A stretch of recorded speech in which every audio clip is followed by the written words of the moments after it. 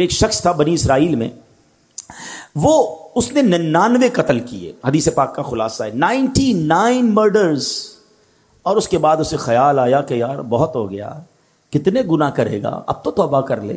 وہ ایک راہب کے پاس گیا، سو کالڈ مولوی صاحب، اس زمانے کے بھی سو کالڈ ہوں گے، علم تھا نہیں، لکس لائک، بے شک ہم بھی آج کل ہر داڑھی والے کو عالم دین سمجھ لیتے ہیں، بلکہ اب تو بغیر داڑھی والے کو بھی عالم دین کہنا لوگوں نے شروع کر دیا۔ یہ عجب فنومنا چلا ہے کہ جس کی مرضی وہ اسلام کی انٹرپریٹیشن کر رہا ہے اور لوگ اسے سنی جا رہے ہیں۔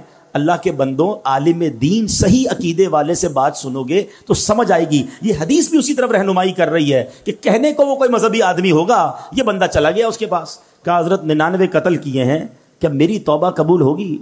وہ بندہ، اس نے کہا خدا کا خوف کر، 99 بندوں کا قاتل، تیری توبہ قبول نہیں ہونی۔ اس نے اس بندے کو اللہ کی رحمت سے مایوس کر دیا۔ اب وہ پہلے ہی قاتل تھا، اس نے کہا چلو پھر سینچری پوری کرتے ہیں۔ اس نے اس راہب کو بھی مار دیا، 100 قتل کر لیے۔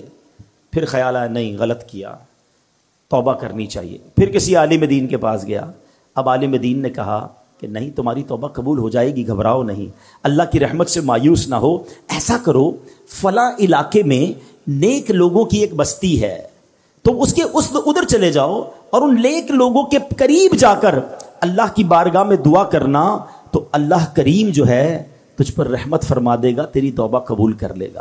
یہ بندے نے نیت کی، اچھی نیت، اور چل پڑا۔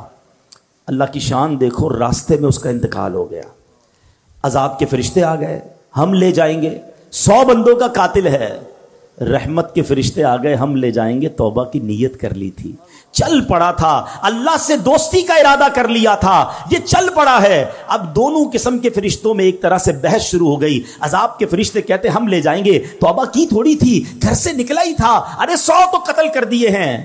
رحمت کے فرشتے کہتے نہیں، اللہ کی راہ پہ چل پڑا تھا، دل میں شرم اور ندامت آ گئی تھی، ہم لے جائیں گے۔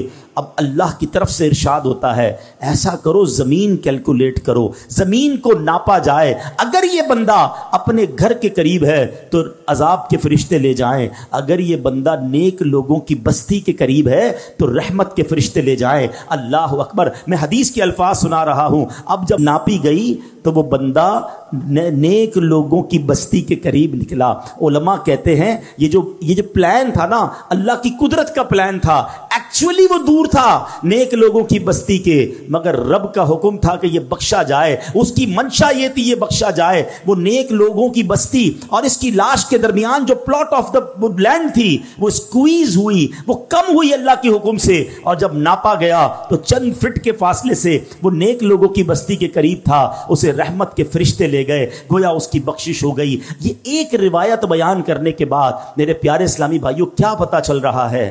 وہ رحیم، وہ کریم، وہ توبہ قبول کرنے والا ہے، وہ معاف کرنے والا ہے، اس کی رحمت چاہتی ہم بخشے جائیں، مگر یہ بندہ ہے جو توبہ نہیں کرتا، یہ بندہ ہے جو اس کی بارگاہ میں سر نہیں جھکاتا، وہ اس سے دوستی نہیں کرتا۔ میرے پیارے اسلامی بھائیوں، اس حدیث سے ایک اور بہت خوبصورت بات سیکھنے کو ملی ہے۔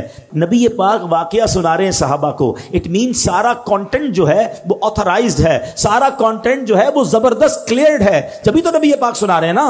تو آقا نے کیا بتایا کہ لوگوں نے مشورہ دیا نیک لوگوں کی بستی کے پاس جا کر دعا مانگو۔